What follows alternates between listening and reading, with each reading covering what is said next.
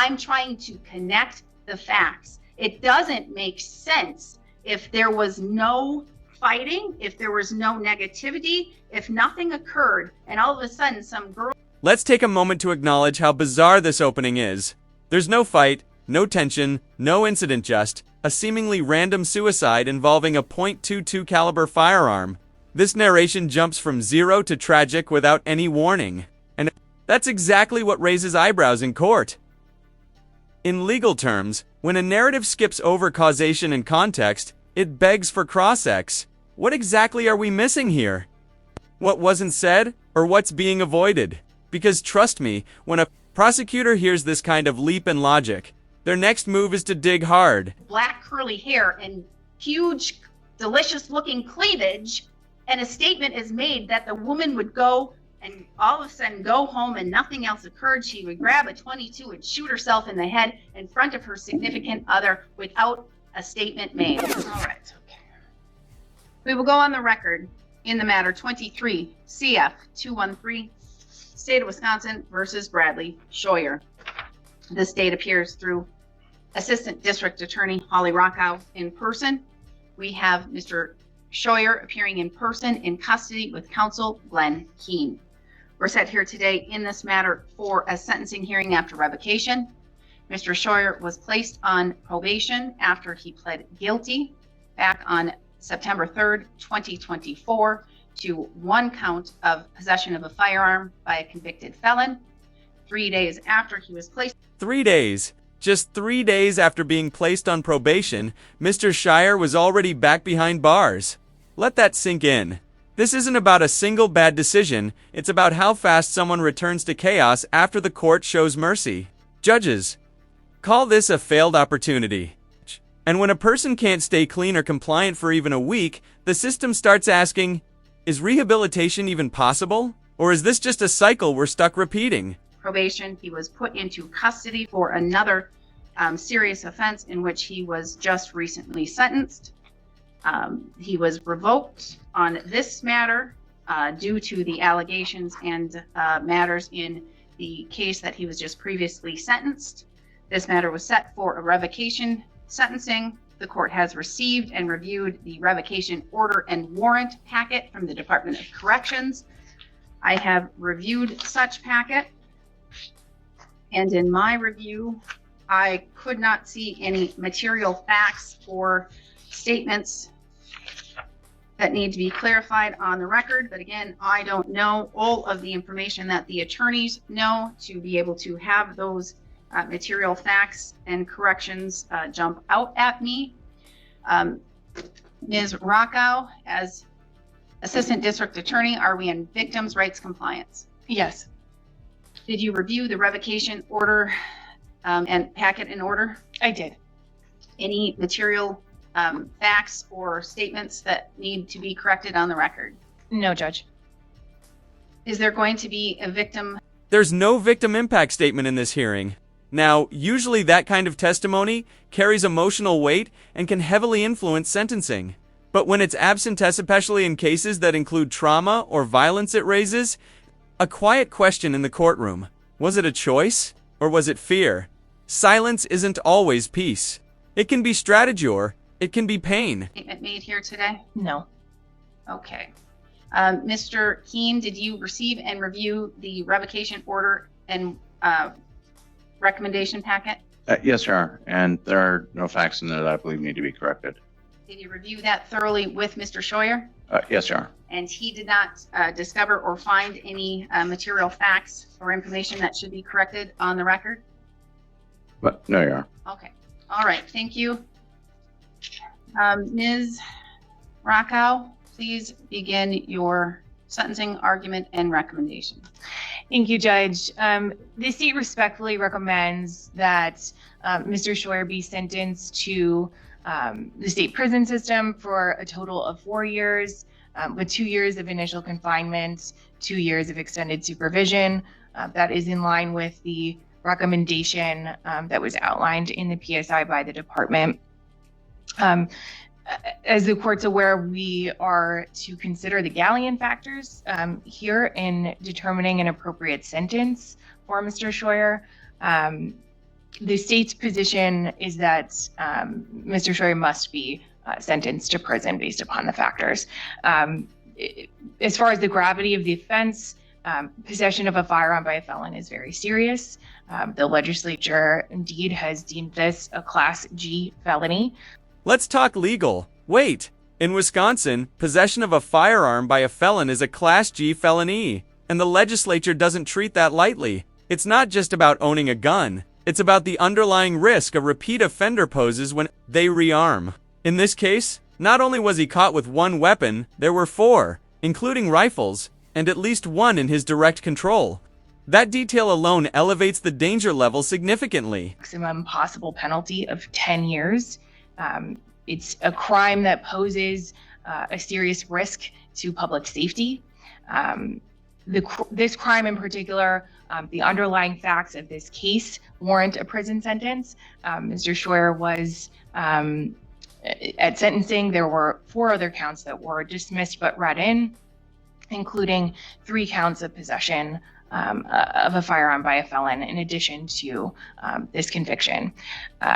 There were 4 total rifles that were in Mr. Scheuer's possession at the time of this incident. And on the date of that arrest, he admitted, and in fact, one was in his direct control, very nearby to him, and he had admitted to law enforcement to having handled that firearm in particular on that date. He also had a knife concealed in his possession. So this is an inherently serious crime, and the facts are also quite serious in this case. In terms of the character of the defendant, again, inherent in this crime is an indication that the defendant has no regard for the law.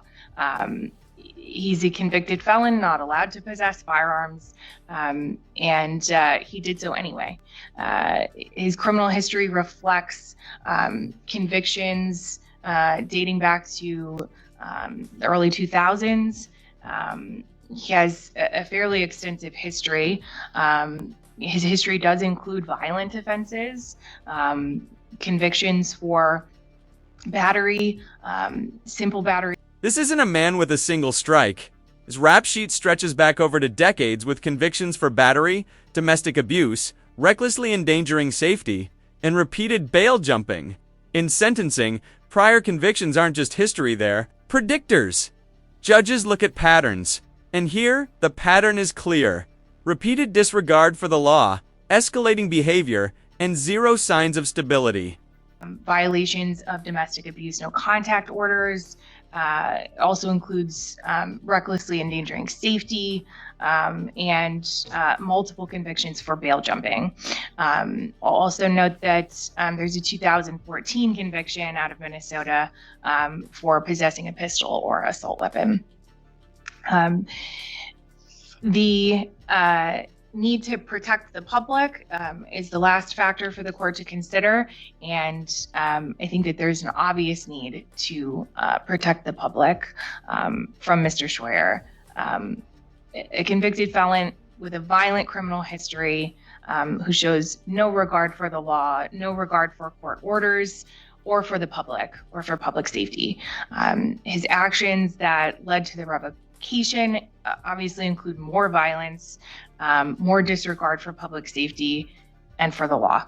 I think anything other than a commitment to the state prison system would unduly depreciate the seriousness of the offense and the conviction here. And I do think, in fact, prison is necessary to protect the public in this case. Thank you. This forum, it's his son Brandon Scheuer who's here in court. All right, Mr. Scheuer, you can come have a seat over at the black table, and you can state your name and spell it for the record. Just be fast. Hello, you hear me? My name is Brandon Scheuer. It's Brandon Scheuer. You may begin. Where do you want me to start? Glenn. Well, Nope, you just, whatever you talked about. Oh, whatever we're talking about. Yeah. All right, well, I'll start off by saying that, I do think that violent criminals should be in prison. I don't think my dad's a violent criminal. I think that he has mental health issues that were never addressed for the last 20 years. And I do believe alcoholism amplifies those. And I believe getting mental health would help him dramatically. In the case of this issue, I could tell my father was a different person after the suicide. My father always had like a clean counter, dishes always done, up early.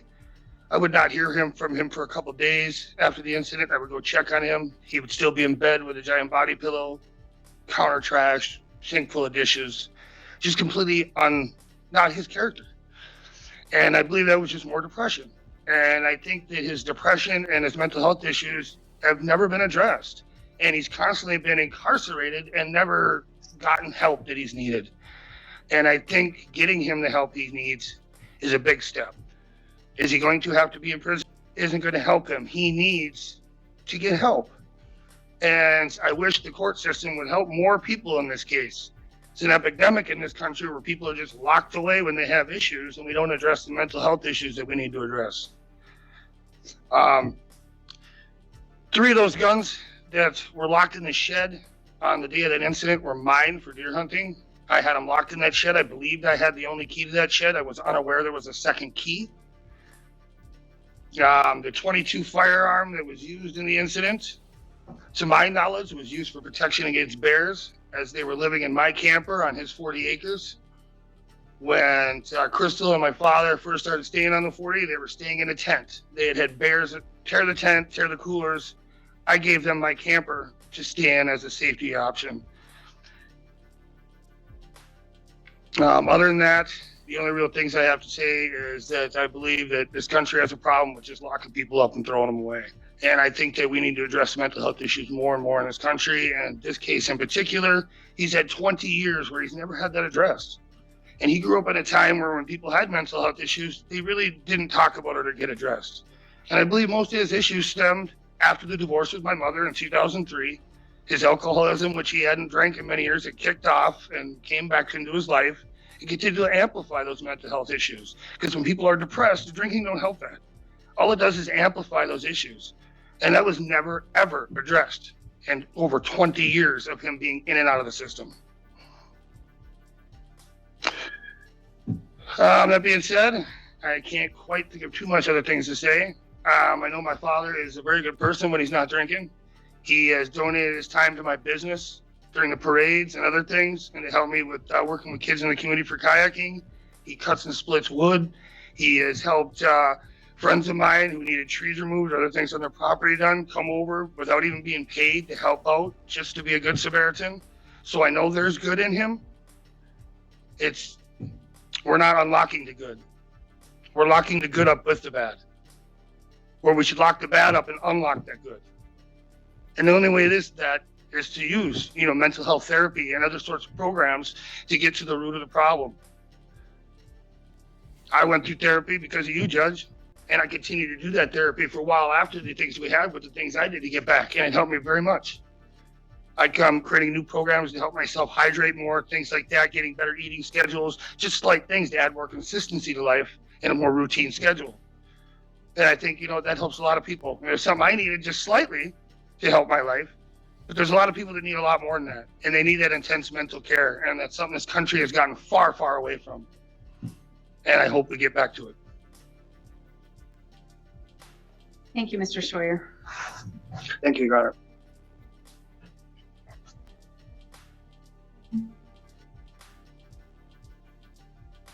All right, Mr. Keene. Yes, sir. When we look at this case and sentencing and the factors, I think a couple of things to note. Well, I won't dispute the seriousness of the crimes because Mr. Scheuer does have a lengthy criminal record. Most of it is for, substance abuse related issues, but you've seen that on pages 24 and 25.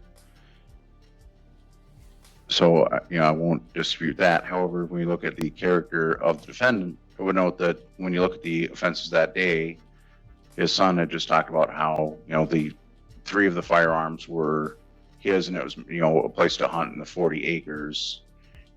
And he said that they were encased. I would note that my client on the day he was charged, had contacted law enforcement.